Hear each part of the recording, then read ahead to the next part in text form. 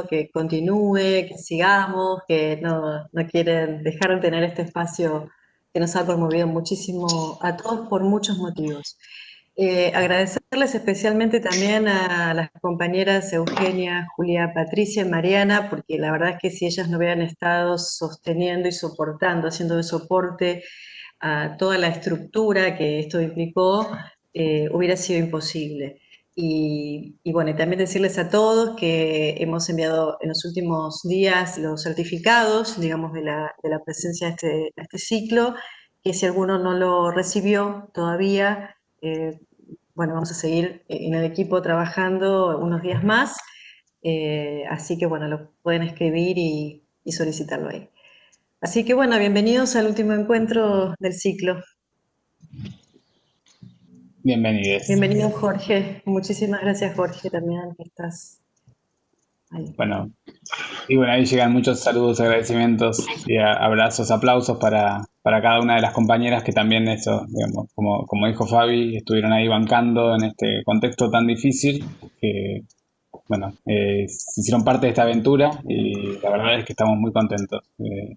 Ha sido una experiencia que sin duda digamos, nos desafía también a esto, a ser mejores, ¿no? Me parece que ahí aparecen muchas ideas y cuestiones que, bueno, algunas podrán materializarse, otras no, pero de alguna manera muestran esto, la voluntad de seguir construyendo colectivamente y seguir construyendo, bueno, otras lógicas, ¿no? En un mundo que nos somete todo el tiempo al individualismo.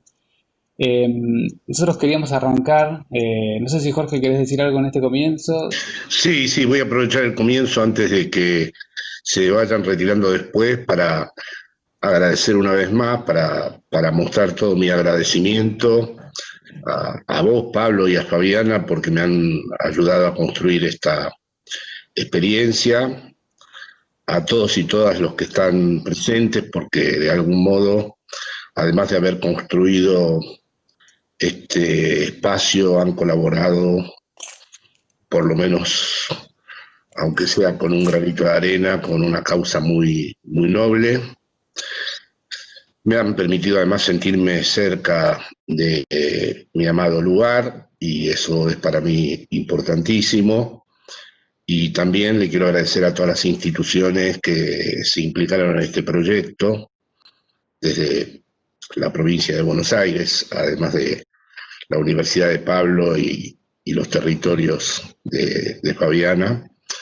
Y realmente me he sentido muy feliz de poder estar con ustedes y de algún modo quisiera tener alguna vez ojalá, la oportunidad de que nos volvamos a ver si este maldito 2020 termina de una vez y si nos podemos volver a ver en otras circunstancias eh, menos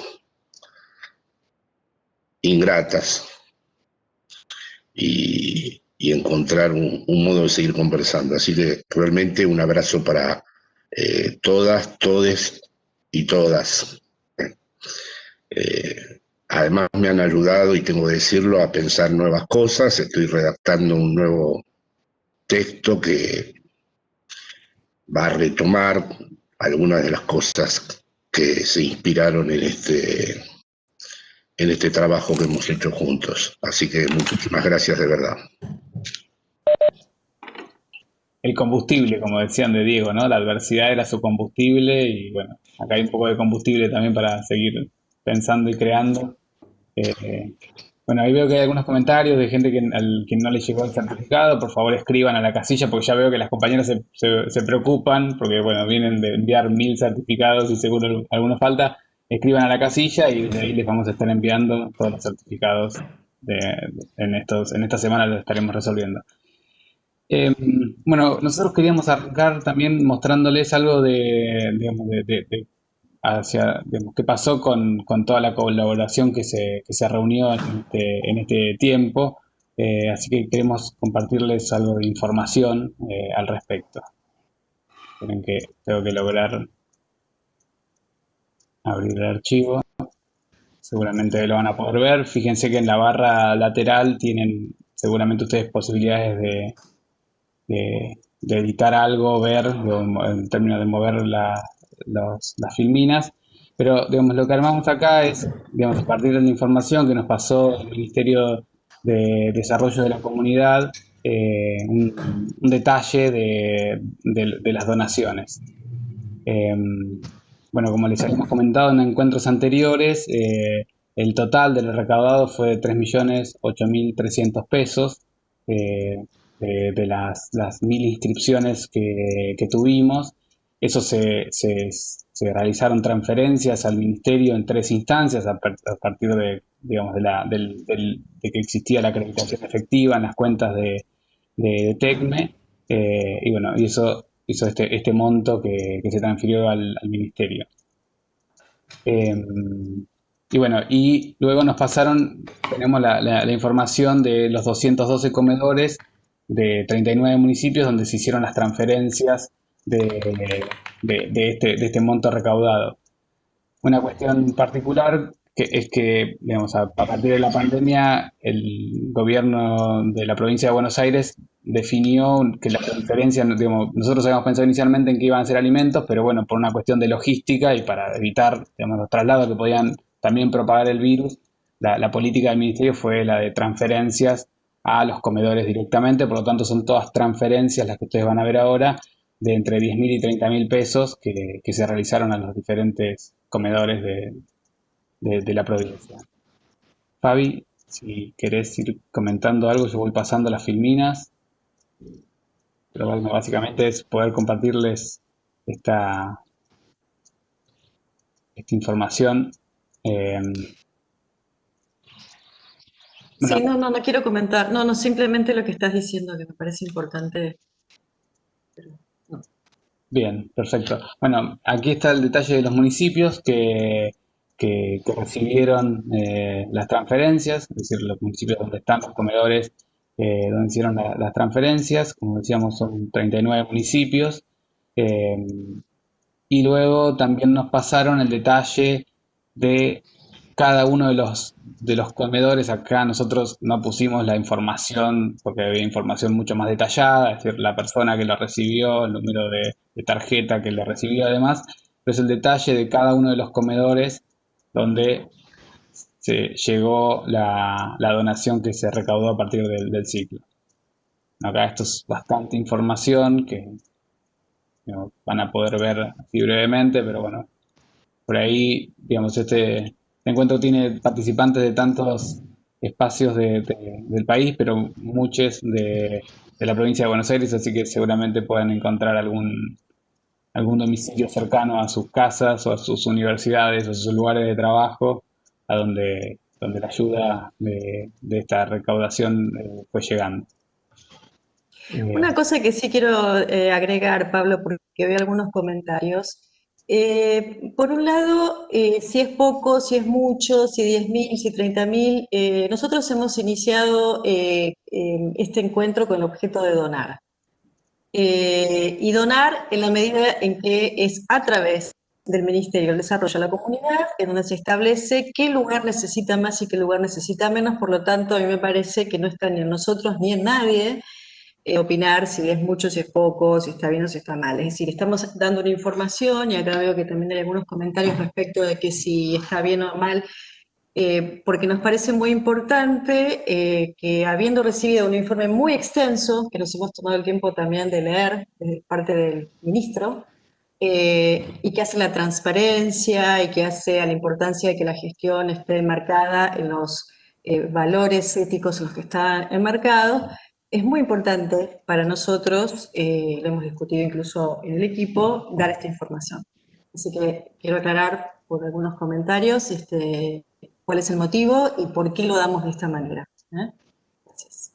Buenísimo, Fabi. Sí, por supuesto, además, digo, esta donación se enmarca en toda la política que llevó a cabo el ministerio, por lo tanto, digamos, la segmentación tiene que ver digamos, con que se complementa con toda una gran política de asistencia alimentaria que se fue dando, así que, bueno, esa es la explicación. Y bueno, digamos, me parece nosotros queríamos sí poder mostrar esto, porque bueno, obviamente que esto es una construcción colectiva y gracias al compromiso de todos ustedes se hizo posible. Y bueno, la verdad es que estamos muy felices. Digo, digo, como todos sabemos, digo, para la militancia poner el cuerpo es como el acto reflejo, ¿no? Y en esta ocasión la pandemia no nos permitía eso y nos permitió de este modo aportar. Me parece bueno, que nos sentimos muy orgullosos y orgullosas de haber participado de esto, eh, de esta iniciativa de Jorge, porque también es así, digo, Jorge nos propuso este camino, así que, bueno, esto. Gracias eternas por ese aporte, toda la información, por supuesto, la tenemos y si les parece, comenzamos con el último encuentro. No sé si Jorge, ¿querés agregar algo más con respecto? No, la verdad que es muy impresionante, muy emocionante ver esta lista de ciudades y estos lugares, ¿no? Y por momentos quisiera poder imaginar cómo fue eso y la infinita alegría que me da que al menos un plato de comida o un alimento haya llegado a todos esos lugares, me parece que es algo pleno de sentido en este momento. Entonces, la verdad es que me alegra mucho que lo hayan podido organizar de esta manera y que se haya encontrado esta forma, que es una experiencia muy interesante. Sí, totalmente, totalmente. Bien, bueno, si les parece, arrancamos con este último encuentro, Sí, bueno, o pasamos al nuevo momento de este último encuentro, en realidad. perfecto. Bueno, muy bien. ¿Te parece que entonces comencemos, Pablo? Eh, bueno, Jorge, vamos a retomar algunas cuestiones. Nosotros queríamos empezar este último encuentro tomando algunos de los conceptos más determinantes que vos fuiste desplegando a lo largo de este ciclo y haciendo un link, en este caso, si lo podemos llamar de esta manera, con este duelo colectivo con respecto a Maradona y la aparición insólita de este lugar del muerto y su legado, por supuesto, en medio de movimientos populares, como lo ocurrido en Francia en los últimos días, en los debates intensos como los que se fueron suscitando en el campo del feminismo o de los feminismos, podríamos decir. Eh, Tomamos un titular, en este caso de Clarín, pero bueno, puede ser de cualquier otro de los medios argentinos y quizás también internacionales, y acá en contrapunto con una entrevista que te hicieron a vos esta semana en la radio de la Universidad de Córdoba, donde vos planteas la cuestión de lo que queda por fuera de toda idealización y qué sujeto emerge allí en medio de lo plebeyo. Clarín decía, una amplia bandera blanca con el rostro del 10 y el mensaje nació la mano de Dios y llenó de alegría al pueblo, fue símbolo de la lucha contra la brutalidad policial en Francia. Y agrega, la muerte de Maradona golpea al mundo entero y llegó hasta la capital francesa de la forma menos esperada, en medio de los reclamos contra el abuso de la policía en un caso de racismo, cuando los manifestantes se enfrentaron con los uniformados. Y vos en tu entrevista sobre Maradona planteas que es el último ídolo popular no calculado ni por la mercadotecnia ni por la lógica del rendimiento. Entonces, podríamos decir que los debates desatados esta semana luego de la muerte de Maradona y algunos de estos, bueno, las incidencias del feminismo, su articulación con los populismos, el peronismo, Latinoamérica, las manifestaciones contra la represión policial, el Dios sucio, etcétera, revelan que aquí la función del duelo, entendiendo, digamos, que no se está de duelo por cualquier pérdida, ¿no? Puso en marcha un deseo popular emergiendo un Diego inesperado que intervino distintos escenarios y distintos debates políticos extranjeros a la cuestión deportiva o futbolística. Y entonces en ese sentido podemos pensar que esto que sucedió a la luz de los conceptos que se fueron desplegando en este ciclo, sobre todo en torno a la tríada duelo, deseo, memoria, en su relación con lo inapropiable del capitalismo, como vos planteaste, podría estar dando cuenta aquí de una diferencia en esta función Maradona, no ya el personaje, sino la función Maradona, como un lugar que puede tener una cierta relación, y lo podemos poner como contrapunto, por ejemplo, lo ocurrió en Chile, lo que hablamos en algún momento respecto del efecto Joker y demás, la importancia de la articulación a un nombre que es éxtimo el campo de la política, pero también es éxtimo el campo del deporte internacional, que sí ha sido tomado por completo por la mercadotecnia. Entonces, en esta articulación, duelo, deseo y memoria, se podría pensar el nudo de ese nombre éxtimo, a condición de que sea por el lado de lo inapropiable. ¿Te parece que lo podemos articular con esto que acaba de suceder?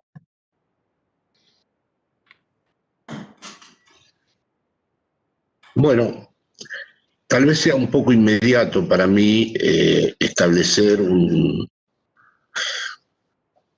vamos a decir, consideraciones muy constituidas o muy consolidadas con respecto a este tema. En primer lugar, debo decir que a mí hubo un aspecto que me sorprendió mucho con lo que pasó con el Diego, pero no con lo que pasó en Argentina, sino dado de que después de todo hace 44 años que vivo aquí y conozco, digamos, las opiniones promedio, para decirlo de algún modo, de los europeos,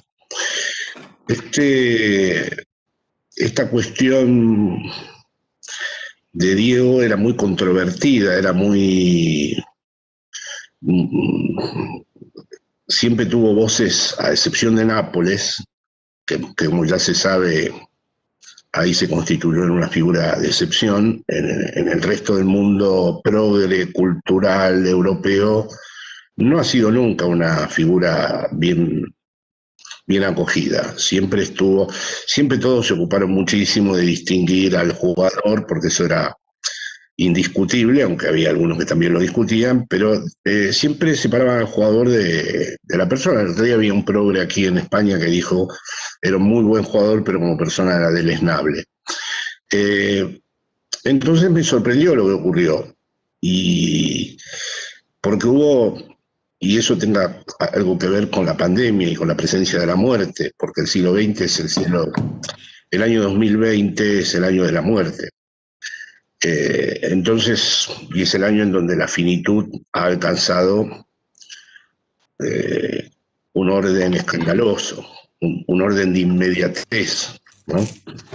Es decir, es la primera vez que los países de Occidente ven, después de la Guerra Mundial, ver morirse a la gente más próxima, y en cifras que son semejantes a las de las guerras que ocurren en África o en Asia. Entonces, en ese contexto, algo ocurrió con Maradona. Tuvo su muerte un trayecto, si se puede decir, inesperado. En primer lugar, por lo que ha señalado antes, que yo lo recogí en la conversación con la Universidad de Córdoba y en un muro, de que tal vez sea el último ídolo popular en el sentido fuerte de la palabra. Es decir, va a haber muchos jugadores que sean famosos, va a haber muchas camisetas vendidas con sus nombres, va a haber muchos jugadores o deportistas que pertenezcan a lo que Adorno llamaba la industria de masas.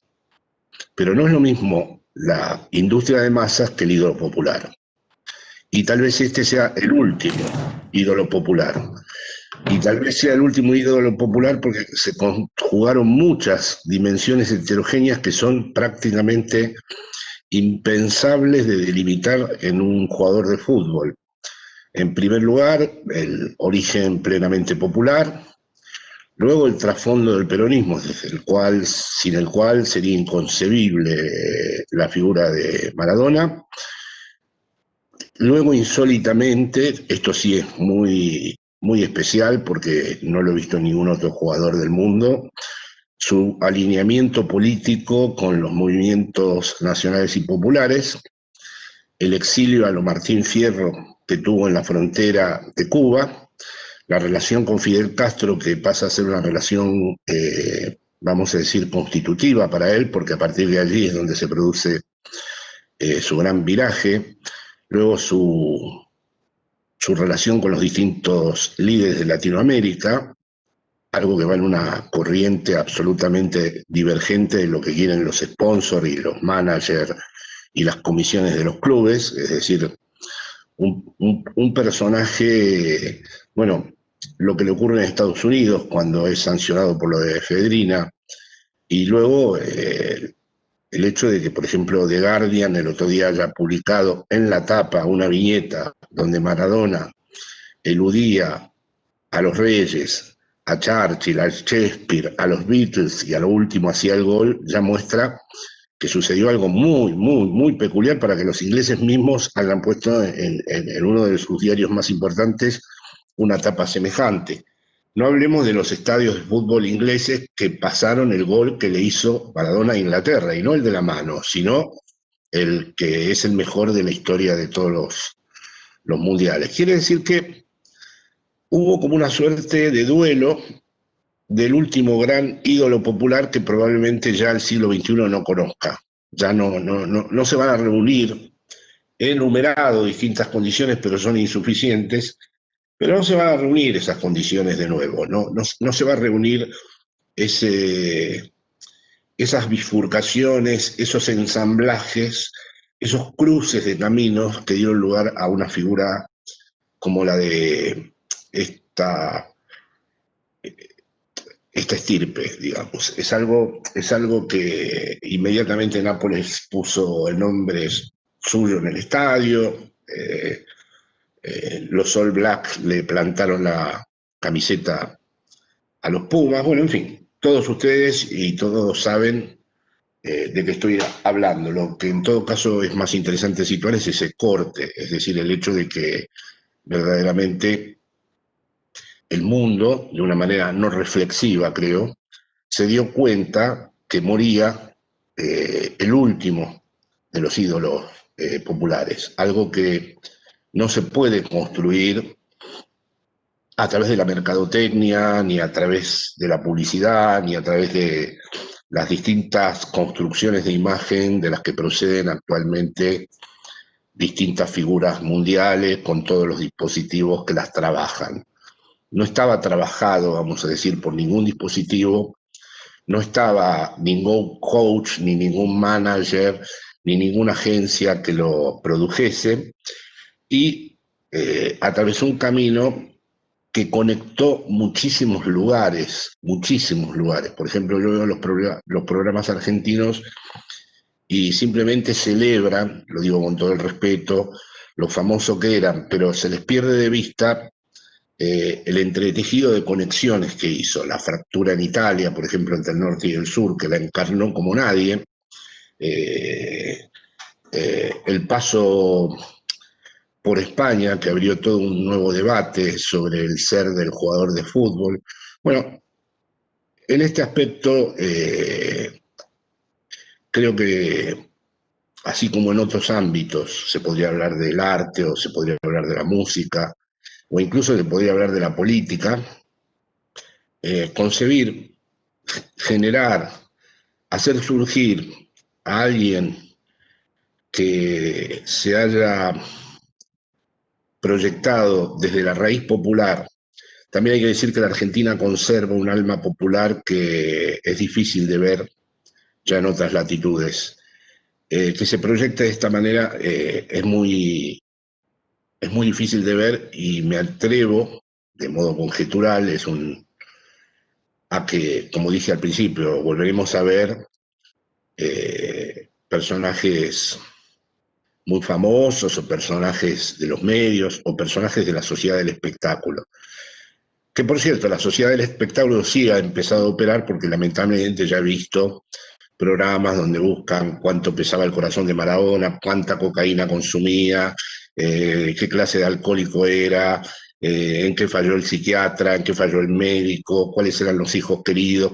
Bueno, la máquina que intenta transparentar los excesos y la clave secreta del goce de Maradona, que es verdaderamente un intento de volverlo a restituir al espectáculo y yo estoy seguro que la memoria popular lo va a salvar de nuevo de este escarnio que veo que se está preparando y que va a recuperar el sentido de su honor, digamos. Y efectivamente ese ternario, duelo, memoria y deseo, siempre capta estas emergencias, ¿no? Porque siempre se trata, el duelo se va volviendo cada vez más extremo, porque estamos viviendo en un mundo en donde no sabemos cómo se sale de él. No sabemos gran parte de lo que tramita el duelo, gran parte de lo que hace del duelo, digamos, una experiencia activa y muy que nos concierne en distintos registros, es que vivimos en un mundo en donde ya no podemos concebir el futuro como una idea a priori o como una idea previamente concebida hacia la cual nos podamos dirigir. No hay ninguna figura de la emancipación, no hay ninguna imagen de la emancipación, no hay ningún objetivo futuro hacia donde nos debamos dirigir. Eso ha introducido una cierta melancolía, para utilizar la expresión que usó en su día Traverso en la izquierda, pero a la vez también un cierto trabajo, es la línea que escojo yo, de duelo para buscar qué memorias inspiradoras. Es decir, no hay que añorar que ya no haya un camino de salida perfectamente trazado. No hay que añorar que ya no dispongamos de un objetivo al cual nos vayamos a dirigir. Hay que buscar caminos que nos inspiren, memorias que recuperen los legados, interpretaciones de esos legados que siempre guardan entre sus líneas una X, herencias simbólicas que tenemos que seguir descifrando, porque no disponemos de imágenes del futuro alternativas, y las imágenes que hay del futuro son horrorosas. Las que se nos presentan o las que nos interpelan o hacia donde este mundo se puede dirigir son francamente muy decepcionantes. Espero que no se asuste la audiencia y después no diga que estoy muy pesimista, pero las que podemos, las que son concebibles no son muy buenas. Las que podamos inventar, en todo caso pueden ser interesantes, y esa invención no la puedo ver resuelta si no se ponen de algún modo a trabajar estos tres registros, estos tres términos del duelo, la memoria y el deseo. El duelo porque, entre otras cosas, hay que entender que, aunque, por ejemplo, tomando la figura de Maradona, él estuvo muy cerca de Cuba, él, como dijo el otro día Maduro, somos los leprosos y es el único que no nos ha negado. Él estuvo muy cerca de Cuba, de Venezuela, de Bolivia, del kirchnerismo en Argentina, quiso hacer un sindicato de jugadores con los africanos, bueno, en fin. Todo eso forma parte del legado, pero ya no son experiencias nacionales y populares que nos interpelan, son procesos revolucionarios que nos interpelan, incluiría incluso los procesos revolucionarios históricos de Rusia y China, de los que siempre dije que hay un saber en reserva en ellos, pero sin embargo no son modelos a reproducir o a imitar. Es decir, en las circunstancias actuales de la mundialización del neoliberalismo, no los podríamos reproducir, podríamos aprender de todos ellos, nos podríamos inspirar en todos ellos, pero no es algo que pudiéramos reproducir o elegir como modelo ideal al que hubiera que volver a introducir de una manera repetida. No, ha llegado el momento en donde en vez de pensar en el futuro que se puede concebir, que no es nada agradable, hay que extraer más bien del pasado, en miradas retroactivas, en trabajos de la memoria, aquello que se pueda inventar. En ese aspecto yo no sé cómo puede ser el trayecto de Maradona, ya lo te digo, una primera sorpresa en esta manifestación que evocó Fabiana en Francia, ¿no? Había una pancarta, y yo no sé si en el día de mañana no empieza a haber pancartas con la figura de él en distintos lugares. Otro tema sería entrar en por qué en la Argentina, pero esta audiencia no está solo constituida por argentinos, las mitologías tienen esta fuerza, la capacidad que tiene la Argentina para generar, qué tipo de coordenadas simbólicas atraviesan a esa nación para que sea tan pródiga en generar mitos como los de Eva Perón, como los del Che Guevara y ahora como esta figura que, como has dicho, excede ya definitivamente el mundo del deporte y el mundo de la política misma. Es decir, en cualquier momento puede aparecer como un signo del deseo de rebelión, como un signo del deseo de revuelta, como un signo del deseo de insistir en la revuelta. Así que legado, duelo, memoria y deseo, a mí me parece que son como los instrumentos, como las energías de lo inapropiable, como los términos donde el neoliberalismo no puede encontrar,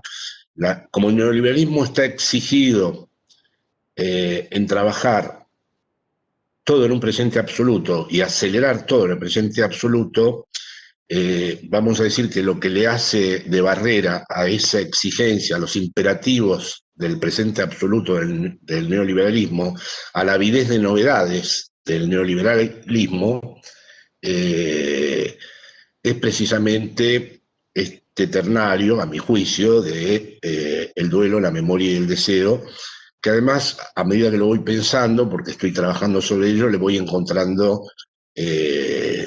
distintas combinaciones, ¿no? Y efectivamente en América Latina me parece que puede ser el mejor horizonte en donde este ternario se puede poner en juego, porque es muy difícil ponerlo en marcha en Europa, porque Europa siente, con mucha facilidad se desliza la idea de que lo que tenía que decir ya lo dijo, que lo que fue su modernidad, aunque hubo varias modernidades, pero lo que fue su herencia moderna, la Revolución Francesa, la Ilustración, la vecindad con la Revolución Rusa, finalmente el mayo del 68, etcétera, ha encontrado un orden de institucionalización en donde lo instituyente no se abre paso, ¿no? Siempre he jugado en mis trabajos, los que los conozcan o tengan deseo de conocerlos, en este par, en esta, digamos, dicotomía, en esta tensión, mejor dicho, entre lo instituyente y la institución. Vamos a decir que en América Latina hay mucho espacio todavía para lo instituyente, mientras que en Europa la institucionalidad ha ganado mucho terreno y por eso hay un autobloqueo, vamos a decir, tanto del ternario del duelo, el deseo, del duelo, la memoria y el deseo, como otro que presenté en este seminario, que es el de comunidad, sociedad y Estado, que también está bastante bloqueado en el mundo institucional europeo. Yo no creo que haya sido una casualidad que el efecto Maradona, la operación Maradona, haya surgido de Latinoamérica y haya surgido en particular de Argentina. Con respecto, aquí se acentuaron, Fabiana Rousseau ha subrayado, ustedes me interrumpen cuando quieran, Pablo y Fabiana, si ustedes yo no veo los comentarios, pero ustedes me interrumpen. Estoy trabajando con respecto a lo que señaló Fabiana del feminismo, que aquí sí se recrudeció, de que Maradona no era susceptible de ser celebrado popularmente porque las feministas lo consideraban un machista horrible, porque algunas decían que practicó violencia de género y todo eso. Bueno, yo creo que ahí hay una diferencia que estoy estableciendo últimamente, que es la diferencia que hay entre la explotación y la opresión. Esto para enmarcar el problema, ¿no? Son los dos modos de dominación del neoliberalismo, que se dan a la vez. bajo la forma explotación y bajo la forma dominación. Bajo la forma explotación hay que recurrir inevitablemente al gran clásico, a Marx. La primera explotación es la de la fuerza de trabajo, cuando el sujeto vende el trabajo socialmente necesario y es extraída su plusvalía que va al bolsillo del burgués. Después Marx tiene muchísimas lecturas contemporáneas, pero si hay algo que no se puede separar de Marx, es la plusvalía, es la extracción de plusvalía. Esa es una relación de explotación y evidentemente sigue vigente, porque aunque el postfordismo o el capitalismo postindustrial ha desintegrado y fragmentado a las clases y ha introducido un ejército de reserva, como diría Marx, bastante heterogéneo, y ha descompuesto lo que era, digamos, el peso ontológico, el peso en la realidad de la clase obrera, todavía sigue funcionando como tal la apropiación de la fuerza de trabajo e incluso una extracción de la plusvalía de niveles desconocidos. La relación que hay entre la producción de riqueza, la rentabilidad de beneficio, la tasa de beneficio y la baja de los salarios es terrible. Es decir, hay una hiperexplotación, e incluso Europa en la pandemia ha despertado a la hiperexplotación que hay también en su propio continente, en particular en España. Es decir, la pandemia ha hecho caer muchas de las ficciones que rodeaban a este mundo.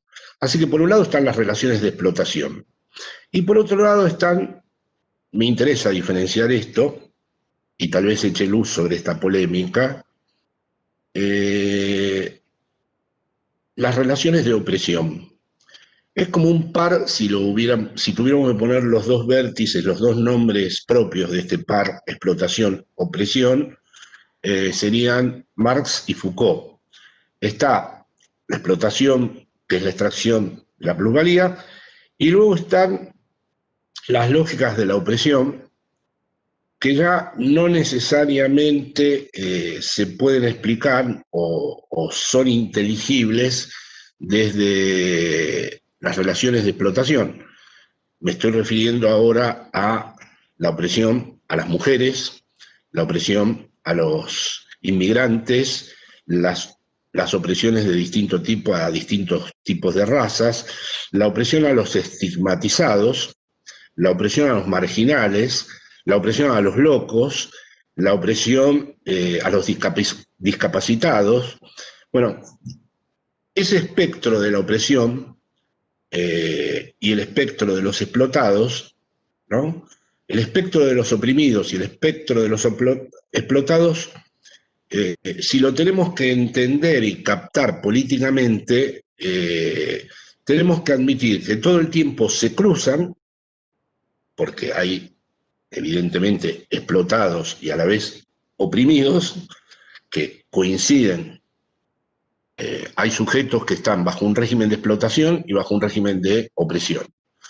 Pero a la vez de establecer esta conjunción hay una disyunción. Es decir, hay obreros explotados que son homófobos. Hay homosexuales que pertenecen a la gran burguesía. Ya hay trans en las grandes élites académicas.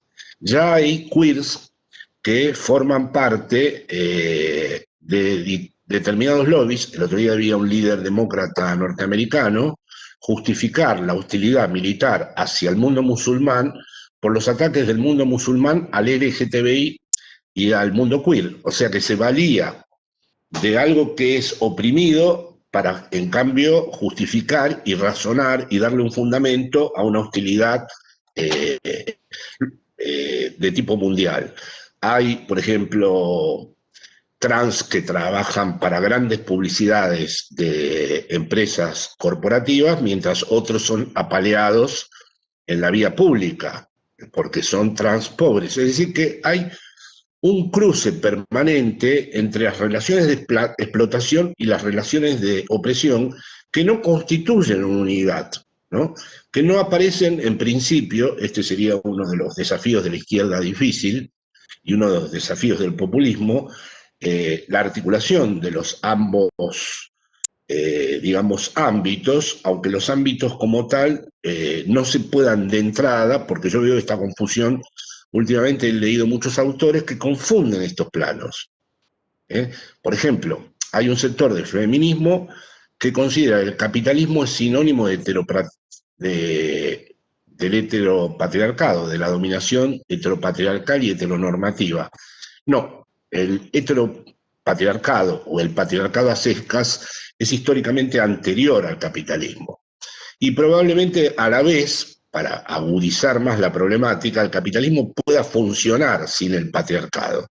El capitalismo es una máquina céfala, impersonal, que lo que intenta es todo el tiempo cómo extraer plusvalía. No está en el problema de la opresión a las diferencias. Ese no es el problema del capitalismo. Entonces, veo con sorpresa que hay muchos autores que conjugan una problemática que merecería ser discernida. No es lo mismo. Si, por ejemplo, las lógicas feministas, o las lógicas queer, o las lógicas trans, no quieren saber nada del mundo de la explotación, tarde o temprano se va a producir una fisura muy importante en donde el proyecto emancipatorio de todas esas fuerzas, el caudal, la energía emancipatoria de la que disponía de esas fuerzas, se puede disolver. Porque si resulta que el trans de clase media alta, blanco, no se entera de lo que está ocurriendo con los mismos que han elegido esa práctica de género o esa práctica de goce, y que son en cambio marginados, oprimidos o inmigrantes, o mujeres, por ejemplo, las feministas obreras, que son explotadas y no aparecen nunca reconocidas en los grandes debates de las feministas en los medios ya instituidos, ¿no? Por lo tanto, creo que hay que hacer un ejercicio en donde... ¿Me puedo alargar un poco con esto o está siendo muy denso? Yo creo que hay que hacer un ejercicio, creo que hay que hacer un ejercicio de distinción que nos vendría muy bien de estos dos registros, que son ineludibles los dos. No creo que se pueda pensar la política del siglo XXI si uno no piensa la lógica de la explotación y la lógica de la opresión.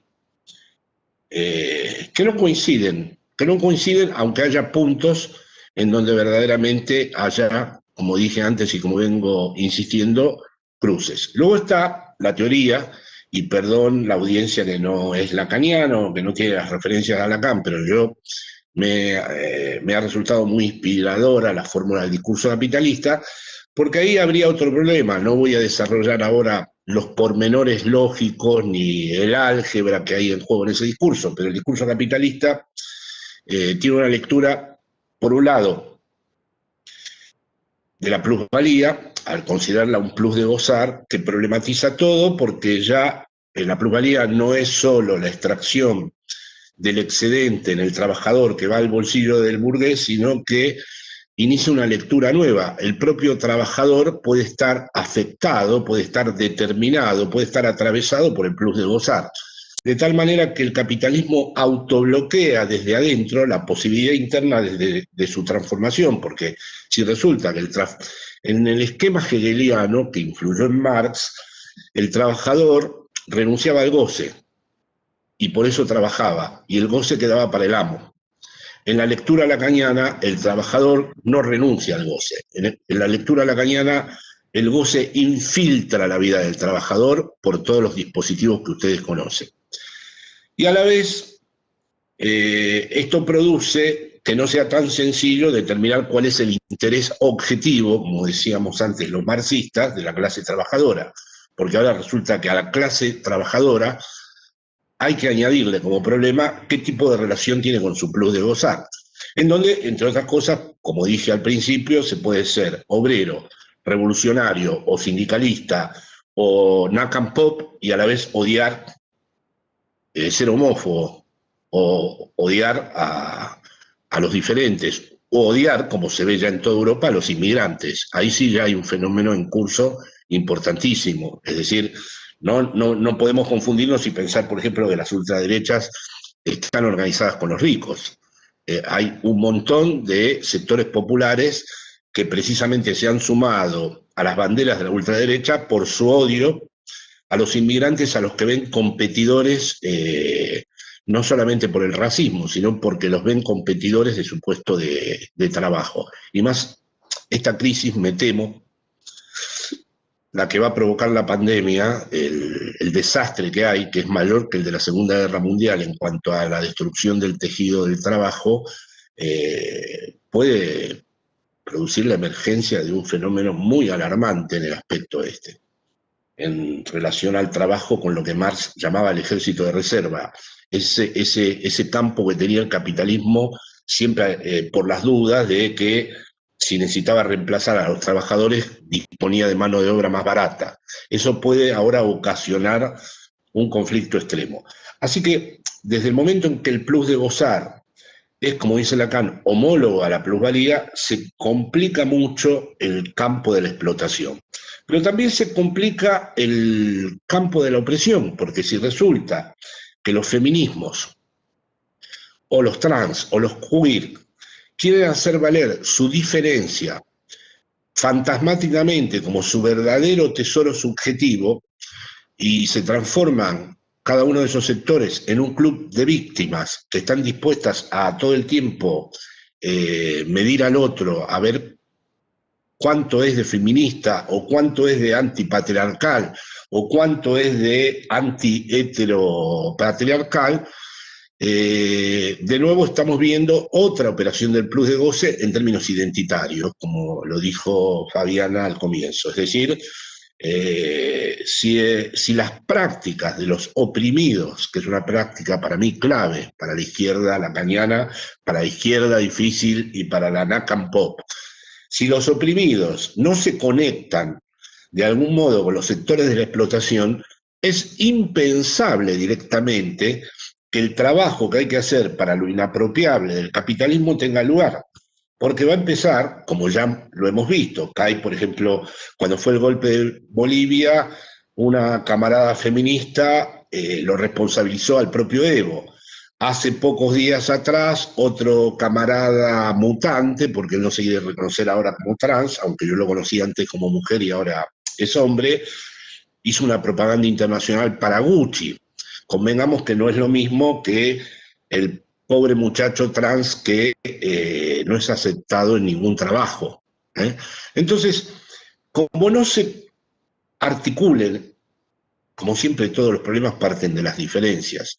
Nosotros, mientras que el capitalismo homogeneiza, nosotros tenemos que entender que siempre nuestro problema es reconocer las diferencias y a partir de ahí articular lo que puede tener lugar bajo el nombre de una experiencia política transformadora. Entiendo por populismo la posibilidad de que el pueblo no sea identitario, sino al revés, se constituya en estas diferencias y se constituya en este registro de tanto explotados como oprimidos.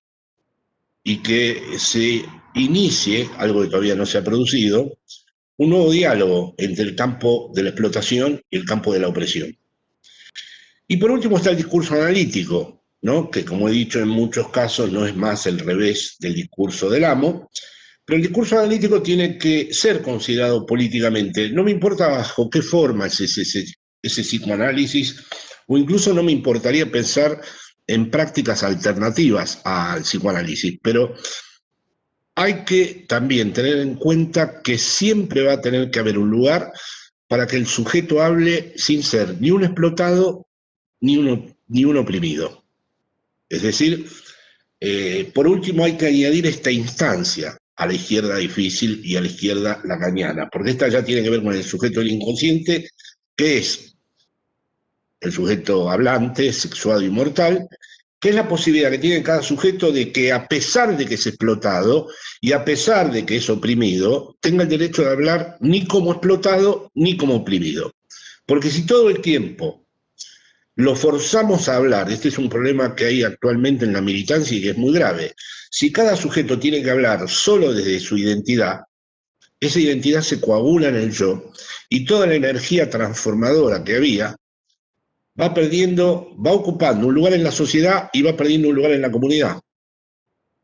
Porque se constituye, digamos, en una identidad tan plena y tan lograda que se pierde de vista que a pesar de que uno puede ser un explotado o uno puede ser un oprimido, siempre hay que guardar un lugar para el sujeto que habla por fuera de las categorías de la explotación y de las categorías de la opresión. Esto se tiene que entender bien. Esto no quiere decir cancelar, que el inconsciente viene a cancelar las categorías de la explotación y de la opresión. No, para nada.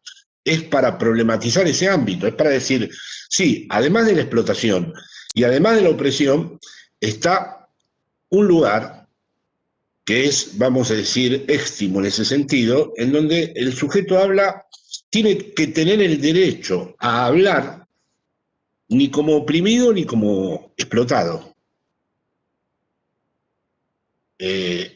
Porque tal vez de esa posibilidad, que vuelvo a decirles, no tiene por qué ser solo el lugar del psicoanálisis, la posibilidad de que el sujeto se encuentre con el lugar donde no es ni un explotado ni un oprimido, modifique también cómo son sus prácticas en relación a la explotación o la opresión. No, esas transformaciones no se van a producir superestructuralmente, ni porque se expandan y se vuelvan cada vez más presentes los discursos en los medios. Es decir, en cierta forma, digamos, se pronunció la palabra extimidad al principio, la exterioridad íntima, el sujeto del inconsciente o el sujeto sin nombre o el sujeto no identificable o el sujeto al que no se le puede asignar una identidad es la extimidad del campo de la explotación y el campo de la opresión. Esto no quiere decir, como lo entendió cierto psicoanálisis liberal, de que entonces se desentiendan de la opresión y de la explotación, no. Pero si borramos la posibilidad de que uno cuando habla, es decir, si yo escucho a un explotado o a una feminista y solo lo entiendo como explotado o como feminista o como oprimido o como marginado, no lo escucho. Estoy solo hablando con un conjunto de consignas, ¿no? Entonces ahí todo este recorrido, que pido disculpas porque es muy problemático, es el que actualmente a veces me parece aparece muy entremezclado y creo que habría que discernir, están en el vértice, como dije antes, Marx y Foucault, habría que distinguir las operaciones. Estas operaciones afectan de distintas maneras a distintos sujetos, muchas veces convergen, otras veces no convergen, y luego está el discurso capitalista, lo que hace el discurso capitalista con el campo de la explotación y lo que hace el discurso capitalista con el campo de la opresión, y por último está la experiencia de lo singular, para no referirme exclusivamente al psicoanálisis, la experiencia en donde la singularidad radical de cada uno, con esto me refiero a algo que no se puede identificar ni al oprimido ni al explotado, aunque esté en el interior de la explotación o aunque esté en el interior de la opresión. Pero la posibilidad de que ese lugar exista. Bueno, este es un primer planteo de algo que verdaderamente, como ustedes ven, habría que trabajar. Menos mal que no veo las preguntas, porque ahora que las veo, Dios mío, ¿no? Me tendría que... Bueno, las preguntas, principalmente hubo muchísimo consenso en que sigas desarrollando. Eso, digamos, digo, nosotros Bueno, menos mal. vemos la catarata y cuando me parece que fue muy valioso, muy importante, también llegaron por línea B muchos mensajes pidiendo que continuaras desarrollando, así que me parece que fue muy importante. Bueno, esto lo voy a trabajar, va a ser un efecto directo de este seminario. Es probable que mi próximo libro lleve este título, Nosotros en la época y la época en nosotros, y es uno de los temas que, bueno, voy a intentar abordar. Perfecto. Cuando nos lo dediques, pondrás ahí. Yo estuve ahí, Sí, en esa génesis. Em, eso sin duda. Eh, bien, bueno, te habíamos pensado otra pregunta para continuar. Yo, digamos, sí me gustaría también incluso introducir ahí algo, porque Un hablaste, momento, Pablo, que tengo que servirme una copa para la intensidad esta que no. se comprende, combustible. Eh, bien, bueno, pueden ir dejando preguntas aquí, vamos a tratar de ir reponiéndolas.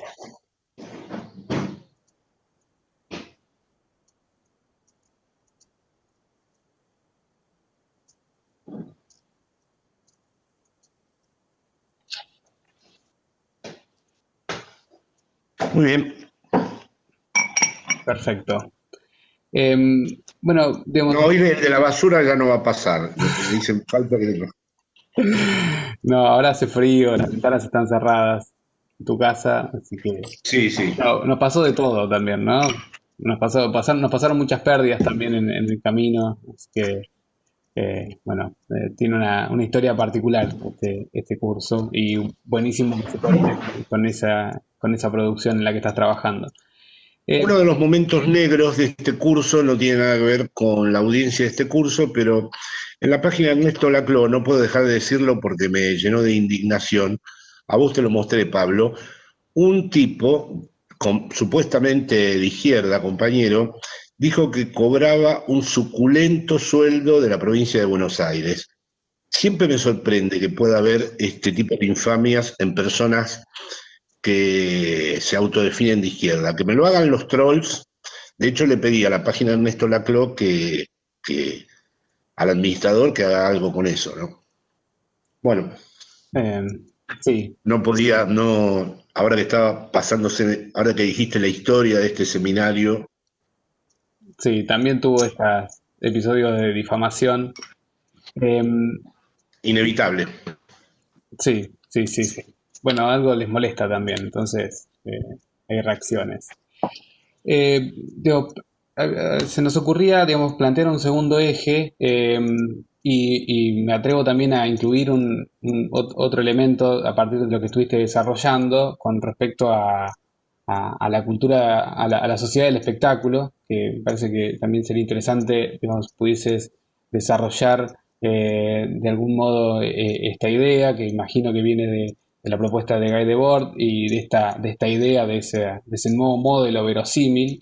Eh, y, digamos, también una de las cuestiones que pensábamos era, bueno, a lo largo del curso, si bien Pandemonium fue, bueno, tu último libro fue el motor para este curso, no lo desarrollamos en particular, no nos metimos a trabajar en particular, eso si bien fue pasando en diversas presentaciones y demás, pero no lo fuimos trabajando en particular. Hoy lo citaste, lo trajiste cuando planteaste esta idea del capitalismo como esa máquina que se autorreproduce todo el tiempo. Entonces, lo que queríamos plantear es esto, es, bueno, volver sobre la pregunta con respecto a la izquierda difícil, ¿sí? Cómo pensás esa conexión en el sentido de, bueno, de esta reconfiguración de los proyectos emancipatorios? Parece que acá apareció también muy fuerte esta idea de la experiencia, ¿sí? Bueno, sobre la base de qué experiencias Maradona representaba una experiencia. Y bueno, ¿cuáles son estas nuevas experiencias? Porque ahí también apareció, también en las discusiones, lo que estuviste planteando en los últimos encuentros, una recuperación de la discusión sobre el populismo y cómo tu discusión con respecto a la nominalización que en muchos casos se ha hecho, en casos como Trump o como Bolsonaro, como nominalizándolos como populismo, si pudieses recuperar de alguna manera algo este cruce entre la izquierda difícil y una actualización, sí, es un nuevo repaso sobre la hipótesis de Pandemonium. Bueno, es decir, es un tema complejo, ¿no? Eh, si ahora vemos la pandemia tal como se está desplegando, eh, observamos por ahora, todo es por ahora, no sé si mañana mismo me levanto y es distinto todo, ¿no? El neoliberalismo no encuentra, por sus imperativos de rendimiento, por sus modos de aceleración financiera, por la catástrofe económica que se ha generado, porque la pandemia se presenta ahora como la causa de la catástrofe económica. No, la pandemia intervino sobre un desastre que ya estaba previamente construido. Es decir, que no, o sea, la pandemia evidentemente lo ha extremado, lo ha potenciado, pero el desastre ya había ocurrido y fue el receptor de la pandemia. Pero el neoliberalismo ya había acontecido, ¿no? Entonces el neoliberalismo no encuentra ahora sus representantes políticos porque no dispone de un principio civilizatorio y por lo tanto sus representantes son muy pobres. Se los come enseguida la propia velocidad neoliberal los engulle, como le terminó pasando a Trump, como le terminó pasando a Macri.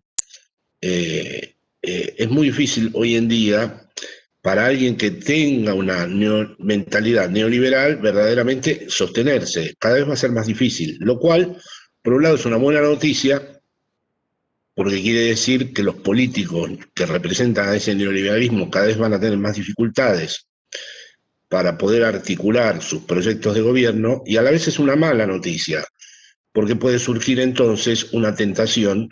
Por ejemplo, ayer un grupo de militares, esto no lo había visto en los 44 años que llevo en España, por suerte todos retirados, pero hablaron de que había que fusilar de nuevo a millones de gente, que España estaba en manos del comunismo, etcétera, etcétera, etcétera. O sea que el neoliberalismo, digamos, no va a encontrar dentro de la democracia representantes que lo puedan sostener con legitimidad. Va a ser muy difícil que ocurra eso. Y a la vez, esto es buena noticia, pero a la vez la mala noticia es que uno no sabe, como dije en el libro Pandemonium, si no puede empezar a operar el plan B, que es esto que se está generando a nivel mundial de las ultraderechas y que no es un invento mío, como me han dicho algunos amigos argentinos. Cuando apoyo el gobierno me dicen, claro, lo apoyás con eso de la ultraderecha, pero no hay tal ultraderecha. Sí la hay.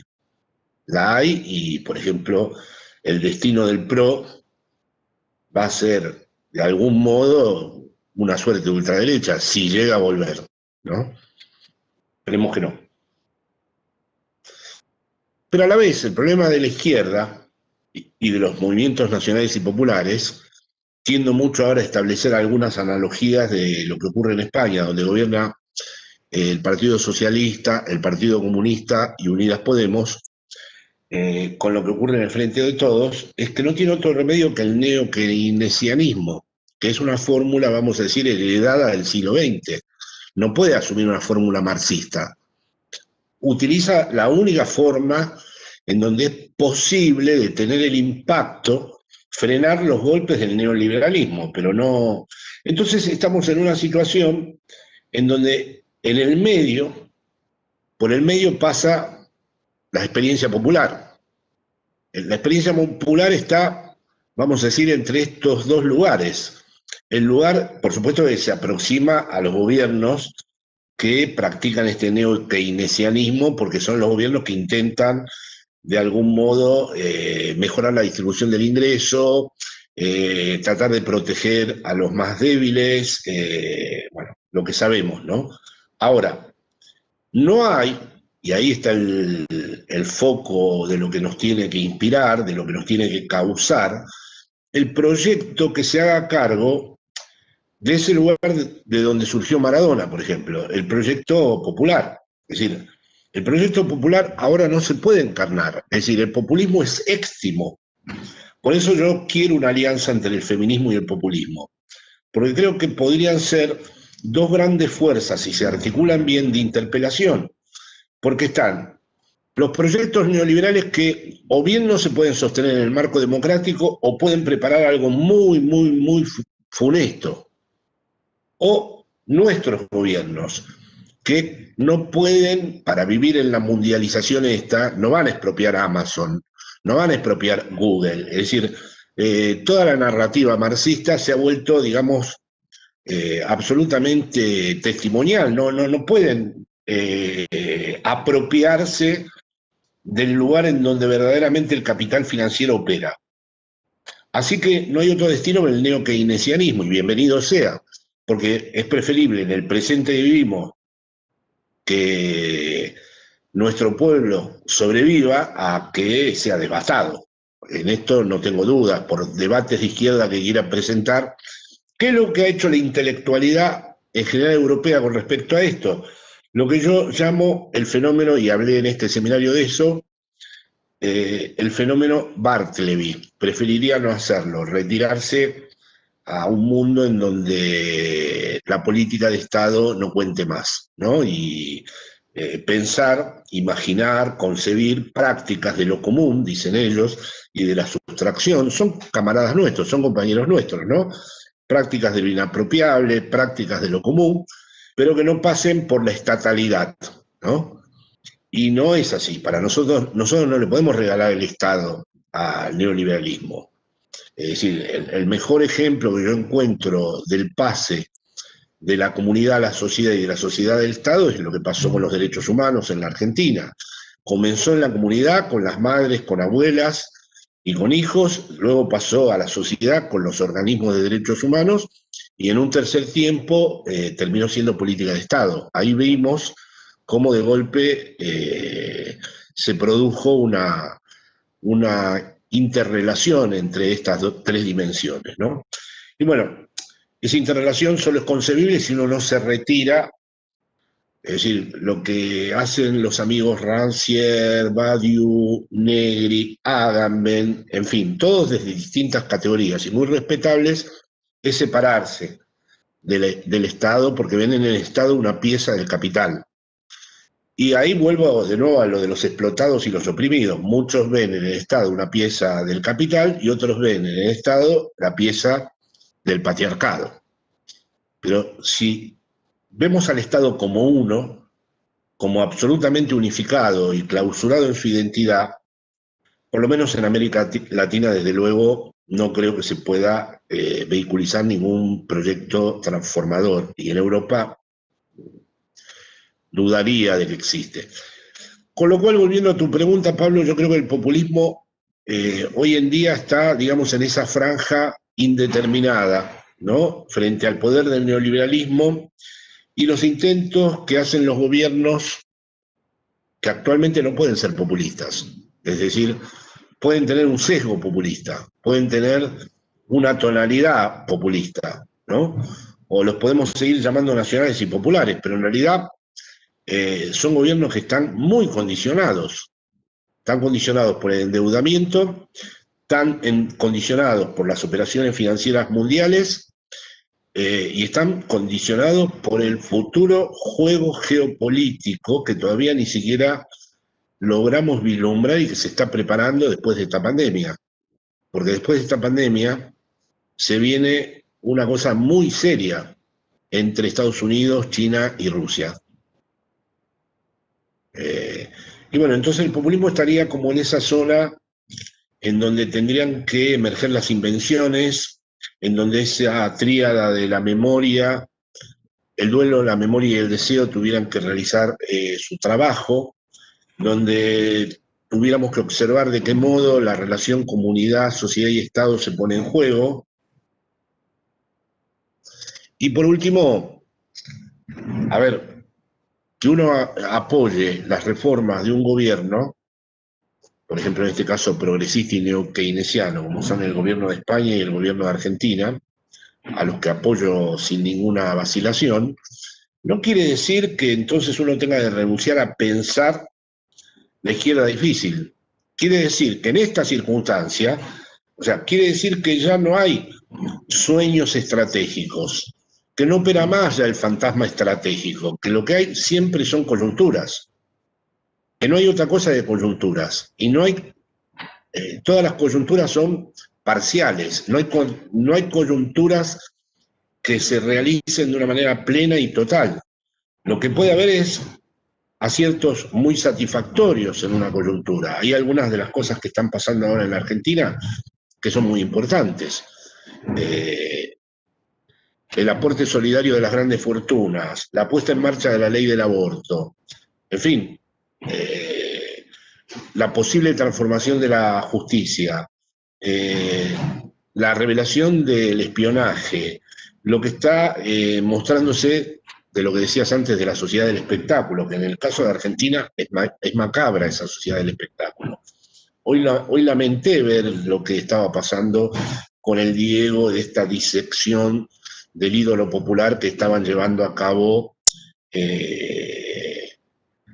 y por suerte se lo mandé a Víctor Hugo y me dijo que me alivió que me dijera que coincidía conmigo. Era un tratamiento verdaderamente infame. Y ahí vemos, lo hacían medios amigos, ahí vemos los imperativos de la sociedad del espectáculo. La transparencia del goce, es decir, bueno, que no haya ninguna opacidad del sujeto. Eso es borrar la posibilidad de que un sujeto, que el ídolo popular preserve su misterio, ¿no? Que se lo dé vuelta como un guante y que veamos, es decir, ¿cómo puede ser que se haya hablado del tamaño del corazón? ¿O desde cuándo consumía cocaína?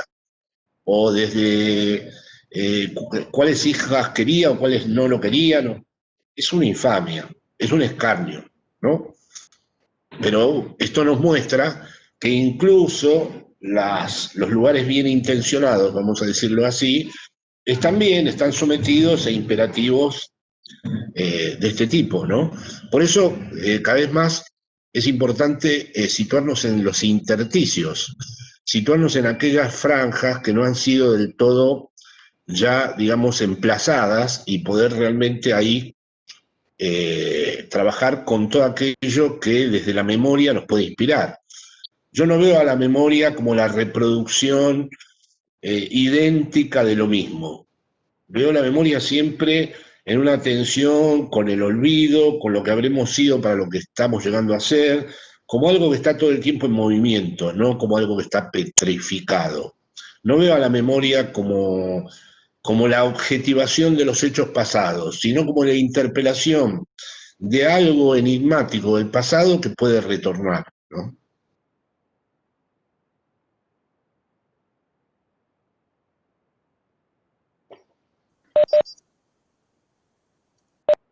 Pablo, vos tenés ahí otra...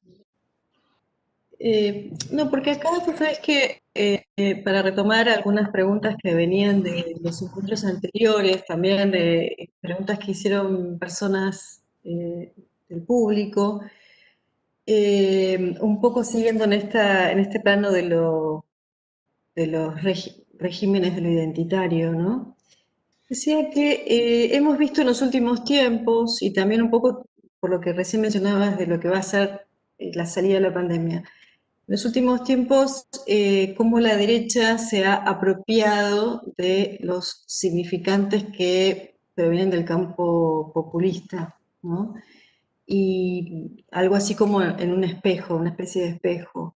Y no solo en las redes sociales, sino en el espacio público, en la calle. Entonces, la pregunta que te hacen es qué podrías decir respecto de esta paradoja, si esa respuesta especular no sería el reverso de lo identitario o más bien se juega en el mismo terreno de lo identitario. Bueno, hoy en día, si uno quiere ser verdaderamente riguroso, cualquiera de las prácticas, discursos, teorías en las que nosotros intentamos mantener abierta la cuestión del legado, de la causa, del trabajo de duelo, de la memoria, pueden ser integrados, pueden ser capturados. Es decir, otra de las cosas en las que estoy pensando es en la captura. Es decir, en el orden de captura que hay, ¿no? No solo en la captura de las naciones a través de la deuda, o la captura de las personas sino en las pocas fuerzas que hay para resistir. Pensemos que ya los hogares de las clases medias, para decirlo con un término genérico, en muy pocas ocasiones logran mantener a su familia reunida. Todos tienen hijos en distintos países, o personas que tienen que emigrar, o personas que no se pueden sostener en esta vida.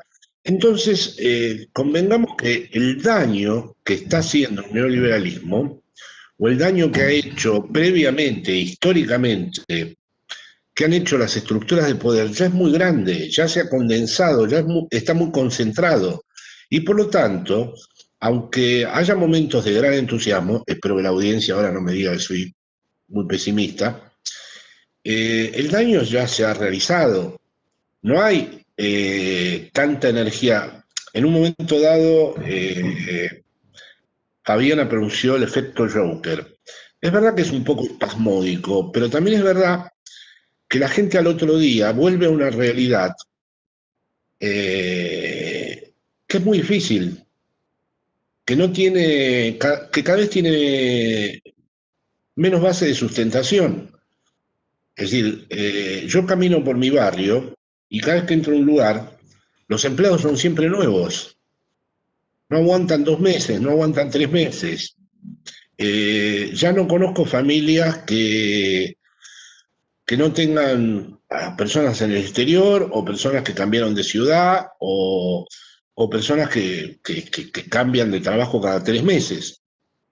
Bueno, este es un daño hecho, y convengamos que hace que los discursos que circulen entre todos nosotros no puedan lograr a veces encontrar el suficiente trabajo político, de afianzamiento político, como para que no sean integrados, porque en tanto palabras, en tanto enunciados, todo puede ser integrado.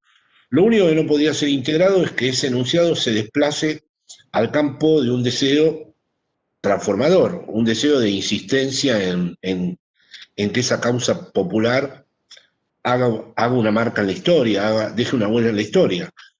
Pero convengamos que hay que tomar también medida del daño que se ha producido, que es muy grande. Es decir, y que ha dejado a mucha gente sin energía, ha obligado a mucha gente a la supervivencia. Y esta pandemia además ha redoblado esto. Y obligar a la gente a sobrevivir es de entrada anularla como sujeto político. Así que muchas cosas sobre las que hablamos, como no logramos verdaderamente después articularlas, pueden pasar perfectamente a la academia, a la publicidad, a los tertulianos de la televisión, y que el efecto sea muy limitado. Es decir, eso no podemos dejar de pensar todo el tiempo que estamos en una bisagra en donde todo lo que decimos puede ser rápidamente integrado o disuelto. El siglo XXI, si tiene, digamos, una particularidad, es hacernos testigos de cómo un montón de discursos que en su nacimiento y en su origen tenían un potencial transformador, han sido integrados. Por ejemplo, Google ya es feminista o es partidario del LGTBI. Lo que probablemente no lo pueda hacer, lo que no puede admitir Google es que sea populista, porque eso ya sería algo que verdaderamente chocaría con sus intereses. Pero vamos a decir que en el orden de nuestras representaciones, mientras se está deshaciendo el tejido social, y no lo podemos parar eso, cualquier discurso puede ser integrado. Porque yo creo que habría que tomarse muy en serio el daño que ya se ha hecho. Se ha hecho un daño tremendo. A partir de los años 70 y pico, que son los comienzos de ya la transformación del capitalismo industrial en el neoliberalismo, ha sido, salvo algunas nobles intermitencias, algunas nobles aspiraciones, ha sido un proceso de gran destrucción.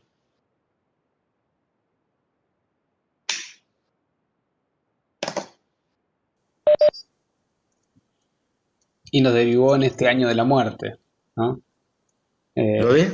Que nos derivó en este año de la muerte, como Sí. Y también, digo, aparece esta... Por ejemplo, Pablo, perdóname, pero se naturaliza, por ejemplo, ahora están preparando la Navidad aquí, ¿no? Cómo se preparó el verano, ¿no? Y a la vez se naturaliza que la economía no aguanta. Ya nadie puede discutir qué economía no aguanta. Imaginemos que hubiéramos vivido en un mundo en donde se hubiera podido perfectamente aguantar con todo el mundo viviendo sin trabajar y cobrando un salario para cuidarse de la pandemia. Pero eso ni siquiera ni el gobierno de aquí, que tiene el Partido Comunista y que se lo puede sostener. Están preparando la Navidad.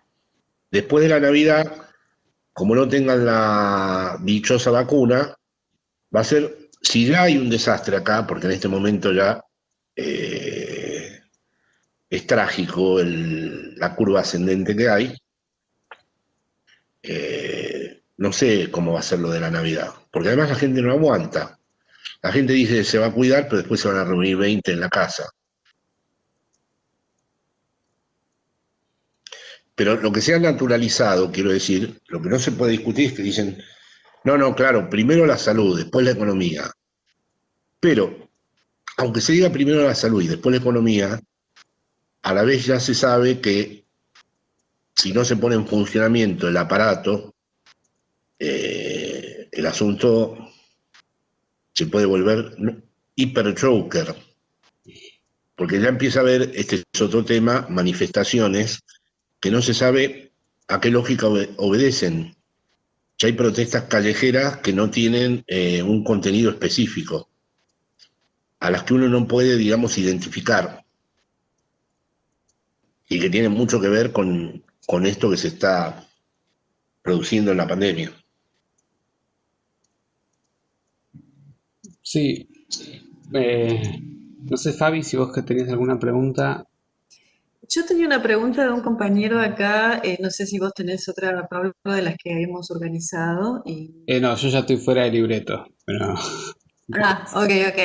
No, porque acá nuestro querido compañero Felipe Govelo dice, Jorge, si te parece que este par que vos introdujiste hoy sobre opresión y explotación, se puede pensar como una continuidad del par fantasma e ideología, pero en este caso, dice, como una profundización en su cara gozosa. ¿De su cara, perdón? Gozosa. Sí, he tratado, agradezco esa pregunta. Una cosa de las que he tratado es de cruzar el problema de la opresión y la explotación con el problema del fantasma y la ideología, pero eso lo tengo que resolver, porque evidentemente se cruzan, porque alguien explotado, como dije antes, fantasmáticamente, puede odiar a un loco, o puede no querer saber nada de alguien que tenga una vida licenciosa, como se decía antes. Y a la vez,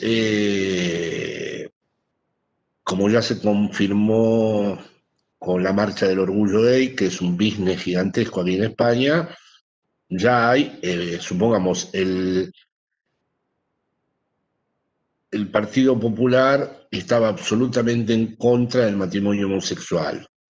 Rajoy, presidente de España del Partido Popular, terminó siendo el padrino de boda de uno de sus ministros gay. O sea que al poco tiempo, lo mismo pasó con el aborto en España y va a ser en Argentina. Después los primeros que hacen recurso de eso son los de la derecha también.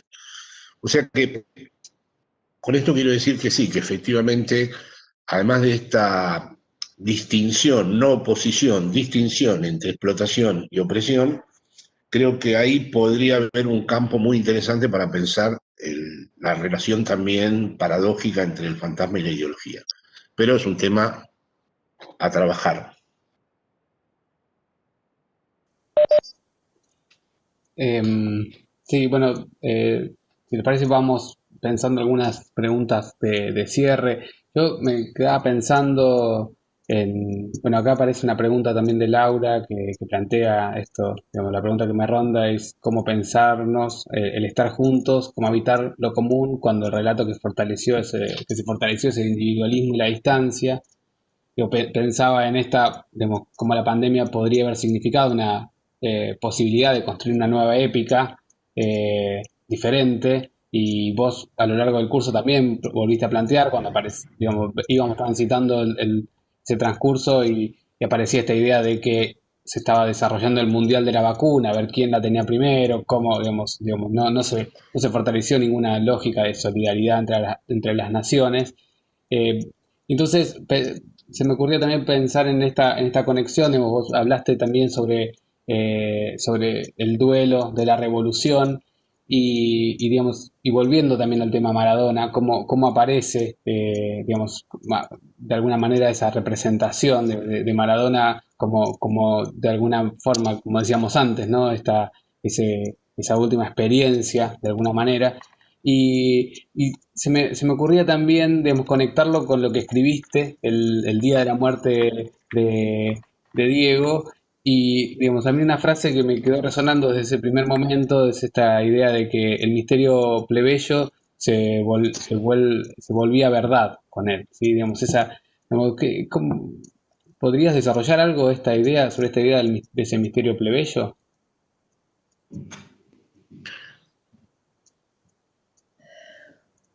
Él,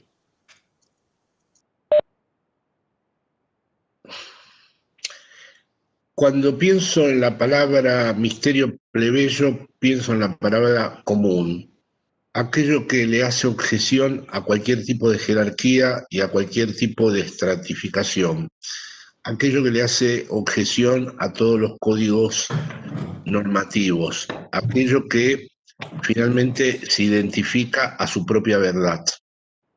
Ahora, hay que saber admitir que cuando alguien se identifica a su propia verdad paga un precio muy alto, ¿no? Es decir, esa es también la otra parte que me ha molestado hoy cuando empecé a ver que todo el mundo quería buscar las razones microscópicas de su muerte o de su caída. Bueno, cuando uno encarna ese misterio plebeyo, eso que lo llamo misterio porque no está producido desde ningún saber, está más bien relacionado con la emergencia de cierta verdad, con, con una disposición a esa verdad, a querer sostenerla. Siempre me pregunto si para sostener la verdad hay que ser autodestructivo. Siempre me pregunto si para sostener la verdad hay que darse a sí mismo una vida infernal. Siempre me he preguntado, por lo que apareció en mi vida o por las cosas que aprendí, si era tan insana, tan brutal, tan dolorosa la identificación a la verdad. Es un tema que digamos que tengo siempre presente.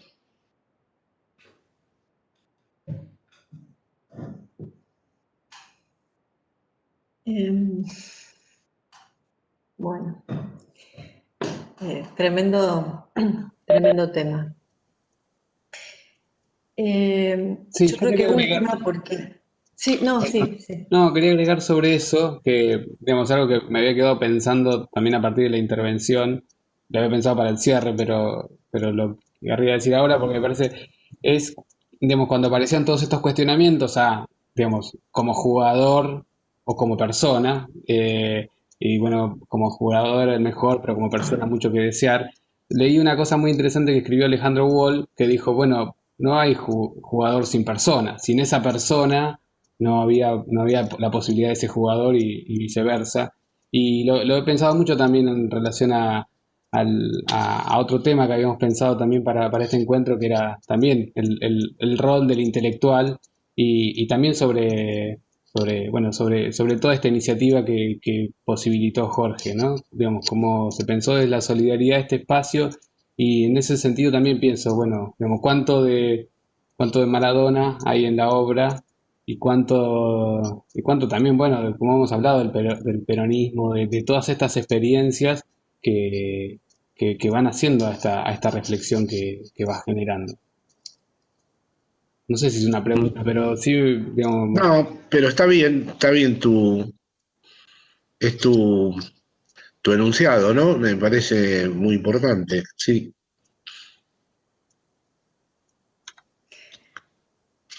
Bueno, acá yo veo el efecto de las palabras de Jorge respecto a la identificación a la verdad y ya creo que ha sido como un efecto de cierre y de apertura, ¿no? Es decir, mucha gente dice que se han quedado mudos, que ha sido un excelente cierre, con lo cual entonces creo que ya tuvo eso el estatuto, ¿no? Como que se constituyó en el modo de cerrar este seminario y me parece que sí, que hay algo de efecto de la verdad y la identificación de la verdad que es un magnífico cierre de este seminario y de apertura de otra cosa.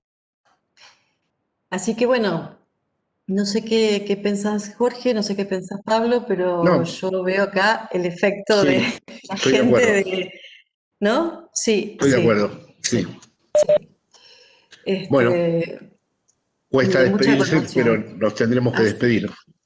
sí, así que bueno, nos resta agradecerte enormemente, Jorge, este, este espacio para pensar. Y muchísimas gracias a todos los que participaron. sí. Bueno, el agradecimiento es mío y un abrazo para todos y todas los que están. Bueno, Bueno, hasta la piensen próxima mucho. entonces. Nos veremos pronto. Te esperamos, Sí, Jorge. Sí, la ojalá. seguimos. Muy bien. Vamos a dejar un momento para que sigan llegando los mensajes de agradecimiento y enseguida cerramos.